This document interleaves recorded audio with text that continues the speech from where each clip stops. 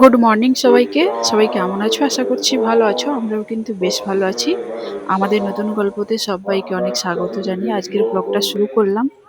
আর শুরু থেকে শেষ পর্যন্ত একটু স্কিপ না করে দেখতে থাকো, আশা করি ভালো লাগবে। আর আমার ইউটিউব সমস্ত বন্ধুদের অনেকটাই সাপোর্টে বলতে পারো এত দূরে আমি পৌঁছেছি। আমি এটুকু আশা রাখছি আমার প্রত্যেকটা ভিডিওতে অনেক অনেক সাপোর্ট করবে আর অনেক ভালোবাসা দেবে।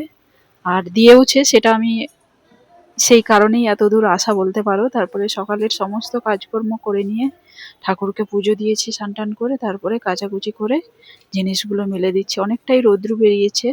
তারপরে বলতে পারো প্রত্যেকটা বাড়ির বউদের এইভাবে প্রত্যেকটা দিন প্রতিনিয়ত সংসারের এই সমস্ত কাজকর্ম এইভাবেই চলতে থাকে। প্রত্যেকটা বাড়ির বউদেরকে হিসেব করে নিতে হয় কিভাবে কাজ করলে চটজলদি প্রত্যেকটা কাজ হয়ে যাবে এবং প্রত্যেকটা ঘর বাড়ি একদম পরিষ্কার ঝকঝকে থাকবে। তো সেই কারণে বলতে পারো আমি আমার ঘরের মধ্যেই বলতে পারো আমি একাই কাজ করা।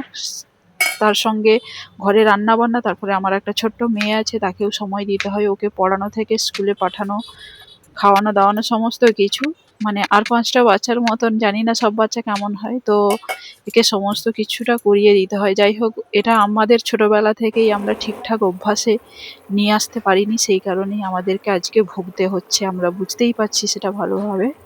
তো ওকে স্কুলে পাঠিয়ে আমি এখানে এবার সমস্ত কাজকর্ম করে নিয়েছি। রান্নাবান্নাও এখানে কমপ্লিট করে নিয়েছি। আজকে রান্নাবান্না হয়েছিল মাছের টক করেছি অনেক দিন বাদে। তারপরে এখানে ডাল হয়েছে, আর হয়েছে সজনে ডাঁটা কুমড়ো দিয়ে তরকারি। এটাই হয়েছে আমাদের দুপুরের মেনু। তারপরে একটু বিছানার কাঁথাগুলো অগোছালো হয়ে গিয়েছিল, সেই কারণে একটু ঝেড়ে নিলাম। কারণ সবসময় যদি বিছানা সব সব জায়গাগুলো যদি এইভাবে পরিষ্কার পরিচ্ছন্ন থাকে, দেখতে কিন্তু অনেকটাই ভালো লাগে।